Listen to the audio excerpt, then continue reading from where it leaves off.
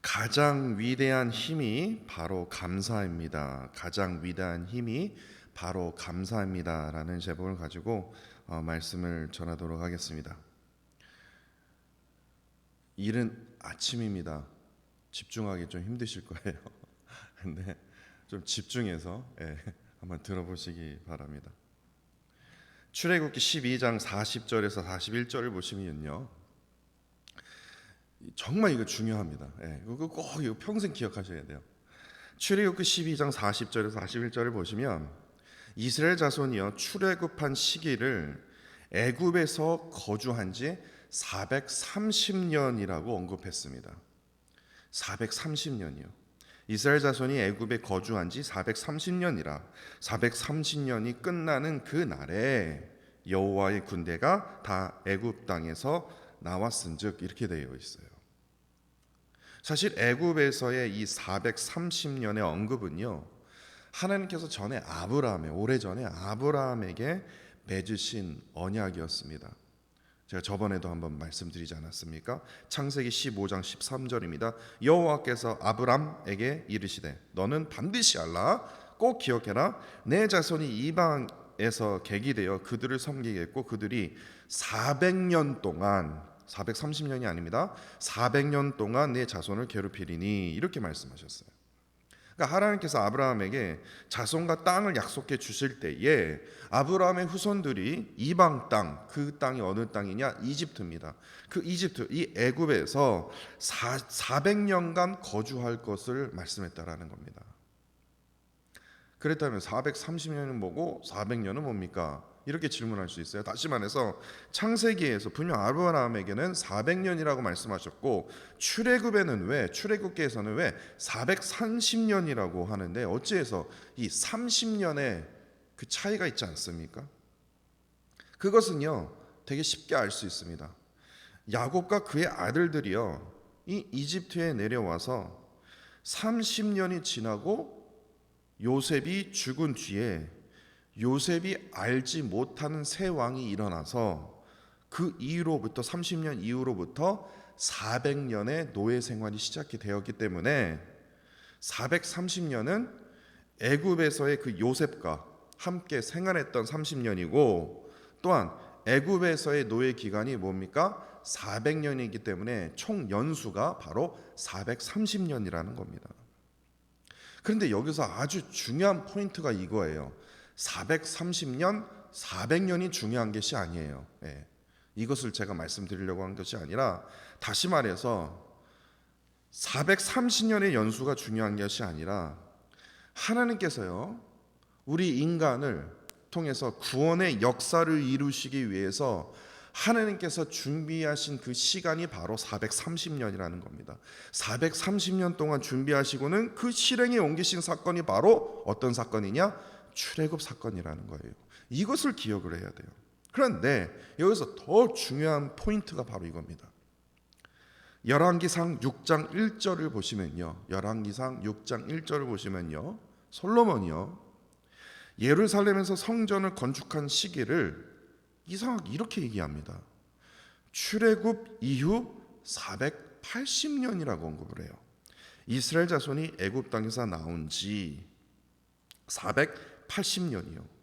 솔로몬이 이스라엘 왕이 된 지 4년 12월 곧 둘째 달에 솔로몬이 여호와를 위해서 드디어 처음으로 성전 건축하기를 시작하였더라.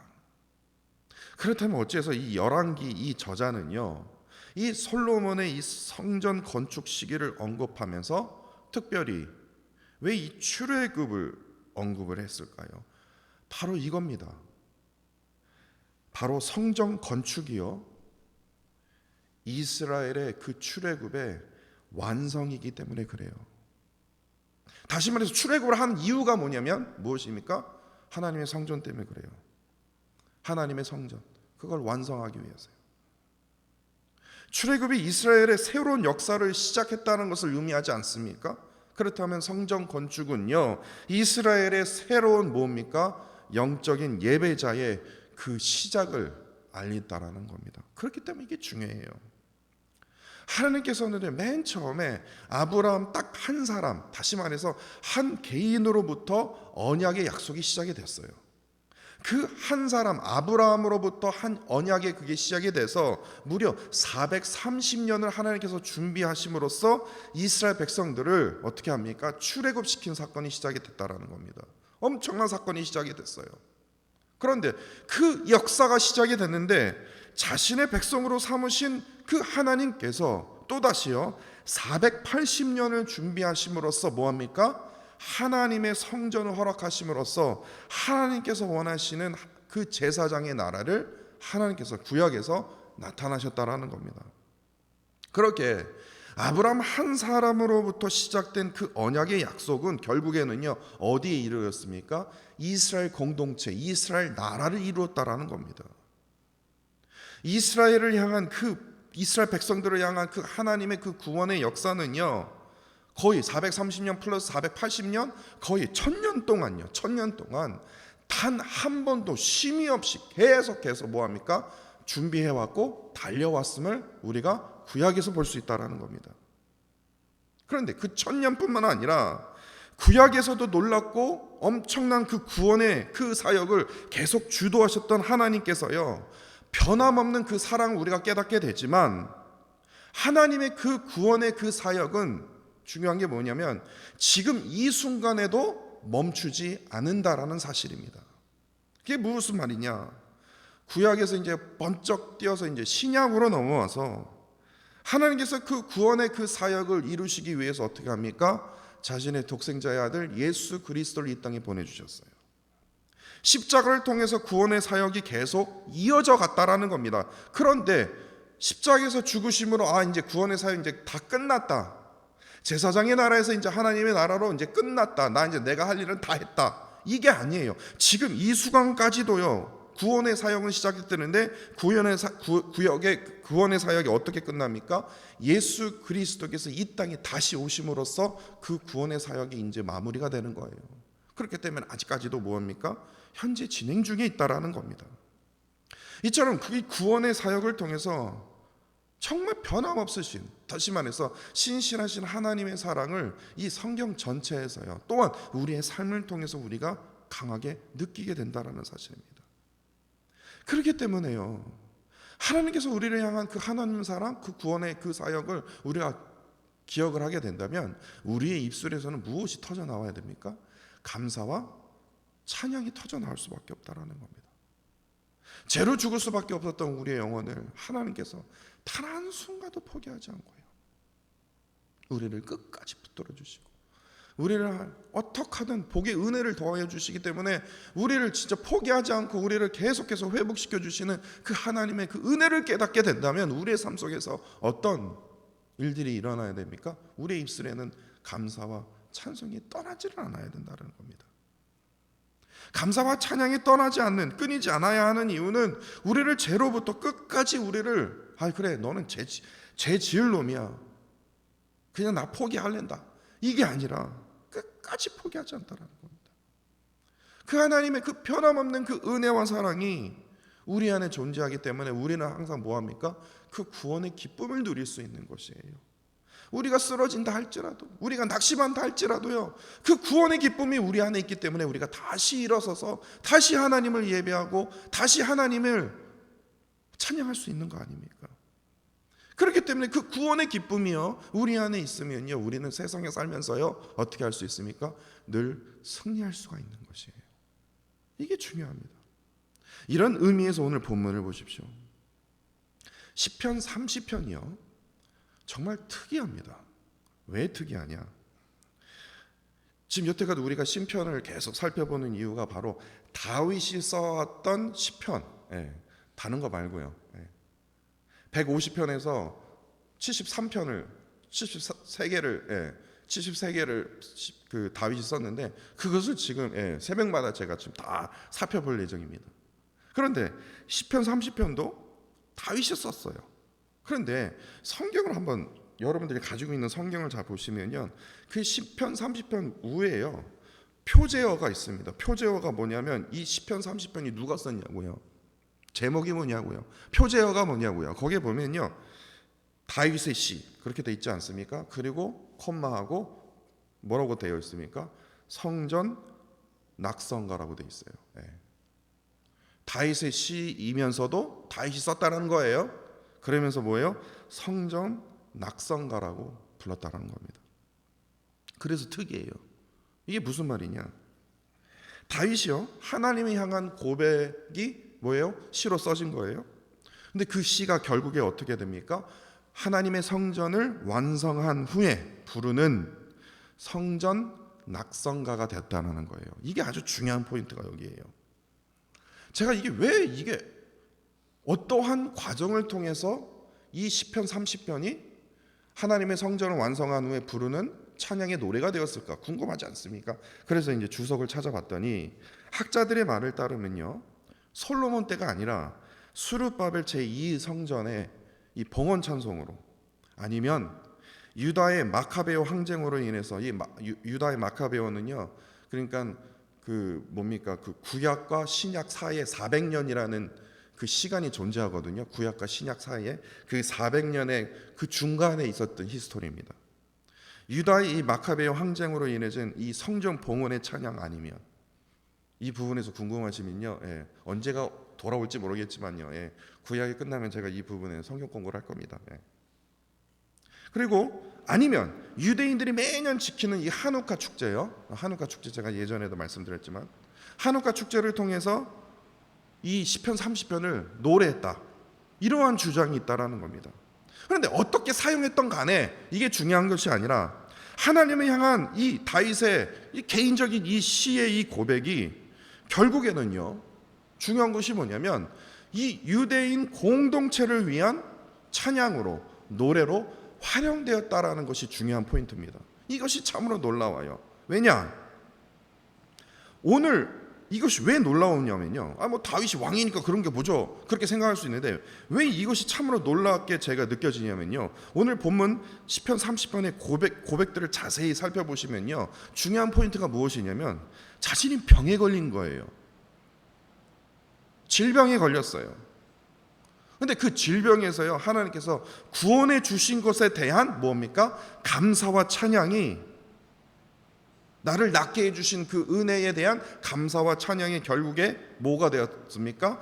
성전 낙성가로 정해졌다라는 것이 저게 참으로 놀라운 은혜라는 겁니다. 질병이랑 성전이랑 뭔 차이요? 뭔 관계가 있어? 이렇게 생각이 드는 거예요. 1절에요, 다윗의 첫 마디가 주를 높일 것입니다. 주를 높인대요. 근데 왜 주를 높인다라는 것은 무슨 의미냐? 자신이 높인다라는 그 의미는 감사와 찬양을 의미하기 때문에 이 감사와 찬양으로 하나님의 영광을 드러내며 특별히 하나님의 이 존귀하신 그 이름을 높여드린다라는 거예요. 이어서 다윗이요, 여호와를 감사와 찬양으로 하나님의 이름을 높이는 그 이유가 자신을 끌어내시어 대적들로 하여금 그들이 기뻐하지 못하게 하셨기 때문이래요. 왜냐하면 대적들은요, 다윗이 질병에 걸려서 죽기를 간절히 원했기 때문에. 그런데 그들 뜻대로 안 됐거든요. 그래서 2절에서요, 다윗이 하나님을 향하여 간절히 부르짖자 하나님께서 자신을 고쳐주셨다라는 겁니다. 그래서 하나님의 이름을 높이고 나의 입술로 하나님을 감사함으로 찬양으로 높여드린다는 거예요. 3절을 보시면요, 자신의 질병 상태가 어디까지 갔는지를, 어떤 병인지는 모르겠지만요, 질병 상태가 어떠했는가를 그 은유적으로 이제 반복해서 설명하고 있는데요, 자신이요, 질병 가운데 수올이라고 합니다. 수올은 뭐냐면 무덤입니다. 죽을 뻔한 거예요. 수올에서, 그러니까 그 무덤에서 자기를 끌어내요. 또 무덤, 그 무덤은요, 구덩이에요. 구덩이에 한번 빠지면 끝나는 겁니다. 나 이제 죽겠구나 할 정도로, 지금 그 정도로 아팠던 겁니다. 그 구덩이에서 내려가지 않게 하셨다라는 거예요. 그러니까 3절을 다시 표현하면요, 무덤에서 나를 끌어내시고 구덩이에서 내가 내려가지 않게 하나님께서 나를 보호해 주셨다는 거예요. 그만큼 죽을 뻔했습니다, 제가요, 하나님. 이거예요. 저 큰일 날 뻔했습니다. 이 죽음의 직전의 상황까지 이르렀던 자신을요, 진짜 기적처럼요, 하나님의 놀라운 은혜로 구원하셨다라는 거예요. 그것이 무슨 성전 낙성가랑 뭔 상관이 있냐고요. 너무 이게 본문을 준비하면서 이게 그래서 뭐 어쩌라고 너무 궁금하지 않습니까? 계속해서 4절과 5절을 보십시오. 4절 5절에서요, 특별히 다윗은요, 이 신앙의 공동체 동료들에게 하나님의 거룩함을 기억하라고 말합니다. 그렇다면 이들이 하나님의 그 거룩함을 기억해야 할 그 거룩함이 무엇을 의미할까요? 바로 앞서 제가 말씀드렸듯이 하나님께서 행하신 그 구원의 사역을 반드시 기억하라는 거예요. 하나님께서 행하셨던 그 구원의 사역을 통해서 우리가 무엇을 느끼냐? 노여움에서 뭐예요? 노여움에서 은총으로, 잠깐에서 뭐합니까? 평생으로, 저녁에서 아침으로, 울음에서 기쁨으로. 이게 무슨 뜻입니까? 완전히 180도로 하나님께서 뭐예요? 극적인 전환을 이루셨던 그 하나님의 거룩하신 그 일들을 니네들이 한번 생각을 해봐라. 놀랍지 않냐? 그냥 어느 정도 그냥 응답해 주시고 어느 정도 그냥 응답 안 해 주시고 그게 아니라 180도로 변화받은 우리가 누린 그 일들을 한번 기억해라 해봐라. 이어서 다윗은요 6절과 7절에서 자신의 행동을 갑자기 이제 회고를 합니다. 그게 무슨 말이냐? 자신이 아주 잘 나갔을 때, 다시 말해서 자신이 형통할 때, 일이 잘 풀릴 때에는 자신의 영혼이 흔들리지 않을 것이다. 내가 뭐든지 다 할 수 있기 때문에 나를 이길 자, 나를 건드릴 자 아무도 없을 것이다. 오만하게 행동했다라는 겁니다. 근데 결국에요, 자신의 그 형통이, 잘남이 하나님의 그 은혜를, 하나님의 은혜 때문임을 깨닫지 못했다라는 것을 자신이 깨닫는 거예요. 그러다가 하나님께서요, 자신으로부터 얼굴을 숨기셨대요. 딱 숨기자 자신이 벌컥 뭐가 느꼈냐면 근심이 찾아오게 된 거라는 겁니다.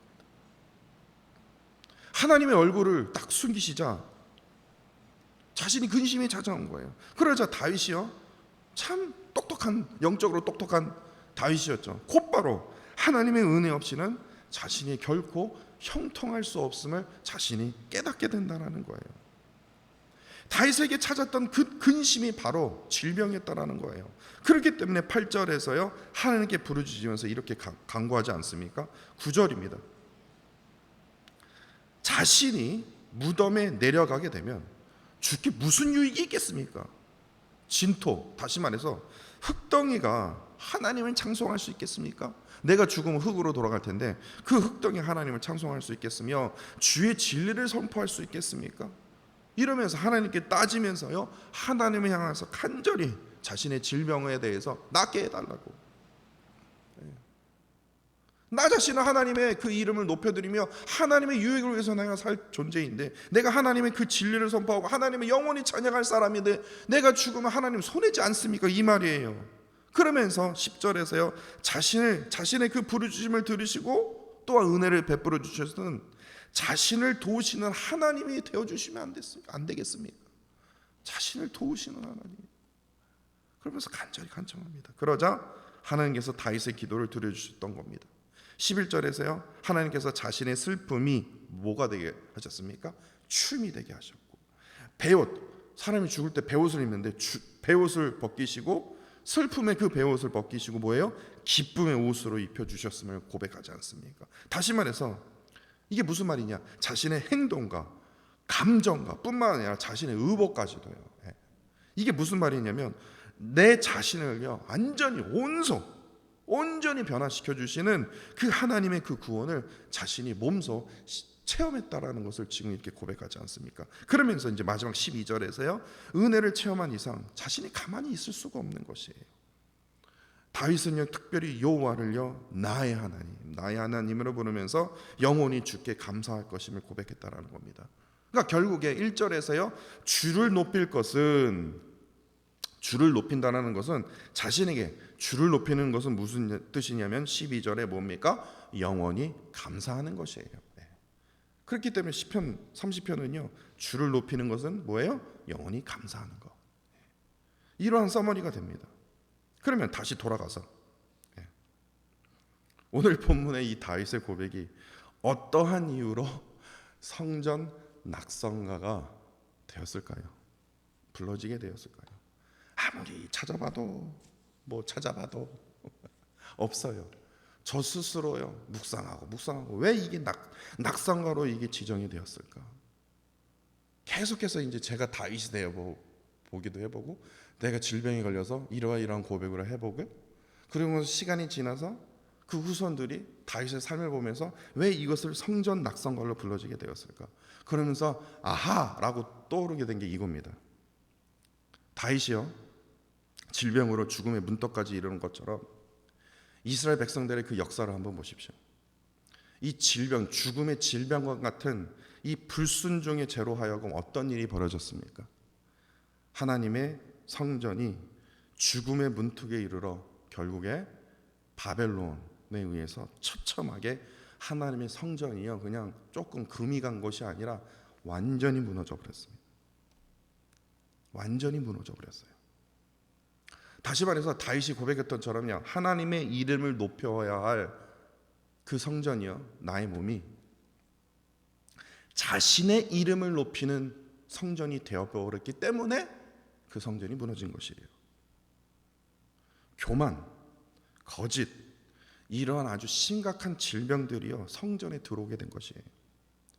그 질병들이 다 커져서요 이제는 더 이상 컨트롤할 수 없는 그런 그 성까지 딱 차게 되자 결국에요 바벨론의 대적들로 하여금 하나님의 성전이 와르르 무너지게 된 것이에요.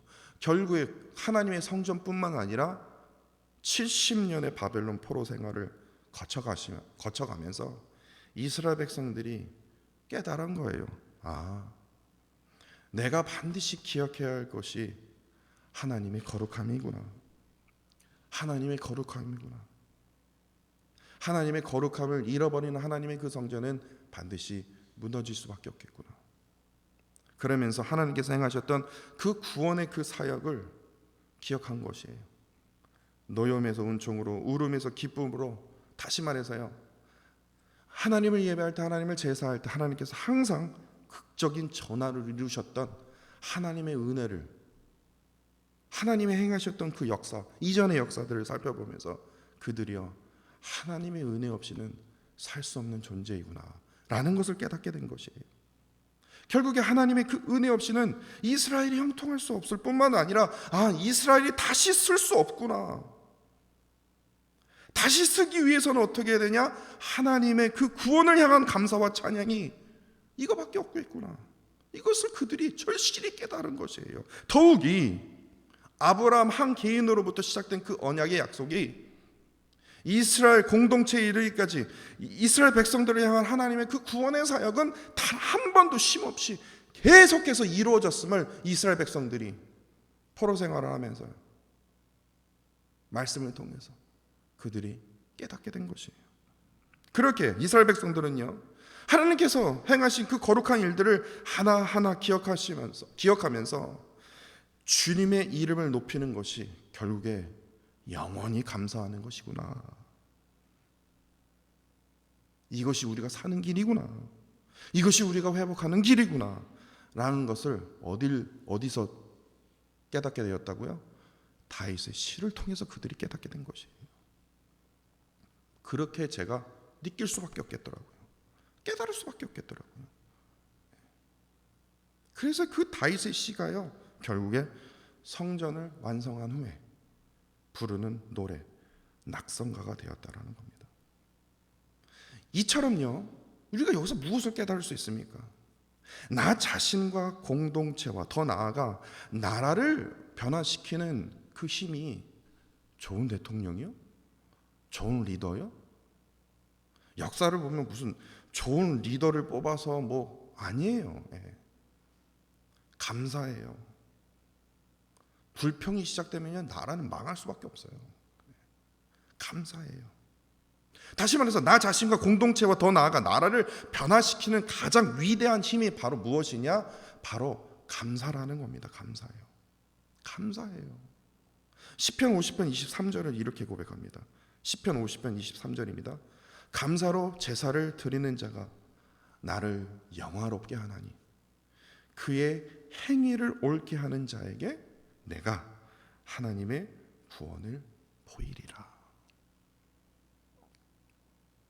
정말 아름다운 말씀 아닙니까? 감사로 예배하는 자는요, 하나님께서요 일하시는 그 구원의 기쁨을 누릴 수가 있어요. 하나님을 영화롭게 하여 감사로 하여금 자신의 행위를 옳게 하는 자에게도 하나님께서, 내가 일하는 것이 아니라 하나님께서 일하시는 그 구원의 기쁨을 누리게 된다라는 겁니다. 그렇기 때문에 나를 변화시키고요, 나라를 변화시키고, 공동체를, 아니요, 더 나아가 교회를 변화시키고 가정을 변화시키는 그 힘이 어디서부터 시작이 된다고요? 바로 감사라는 겁니다. 감사요. 그렇게 우리는 어떻게 해야 됩니까? 범사에 감사해야 돼요. 범사에 감사해야 됩니다. 이것이 우리가 이길 수 있는 길입니다. 우리가 병으로부터 자유할 수 있는 것도요, 범사에 감사해야 돼요. 힘들죠. 쉽다라는 얘기가 아닙니다. 말씀을 전한 저 자신도요, 이번 주 계속 감사해야 되는데 감사하지 못하겠더라고요.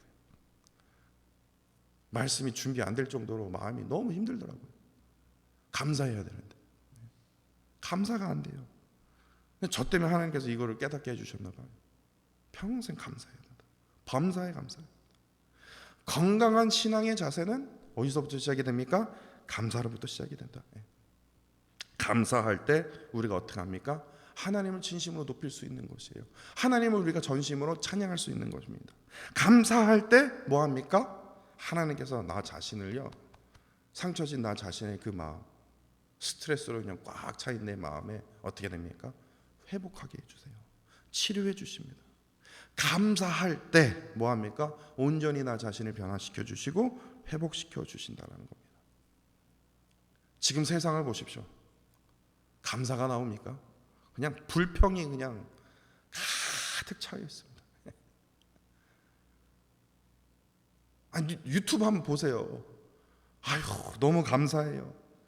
하루하루가 얼마나 감사한지 모르겠습니다. 여러분들 그렇게 말하는 사람 봤습니까? 자랑하기에 바쁘고, 자랑하는 그 영상을 보면서 나는 또 뭐 하는가? 나는 왜 이러고 살아야 되는가? 불평불만하고, 대통령이 어떻고, 정치인이 어떻고, 목사가 어떻고, 그냥 불평이요. 뭐 감사라는 단어가 사라진 것 같아요. 다시 말해서 불평이 요즘의 대세입니다. 트렌드요, 다른 거 없습니다. 불평이 대세예요. 불평이에요. 불평. 그렇기 때문에 감사가요, 너무나 희귀한 이 세대 속에 우리가 살고 있지 않습니까? 이러한 세상 속에 우리가 살고 있다 할지라도 어떻게 됩니까? 우리가 승리할 수 있고 우리가 뭐합니까? 회복할 수 있는 길은 무엇이냐고요? 감사 하나밖에 없습니다. 감사.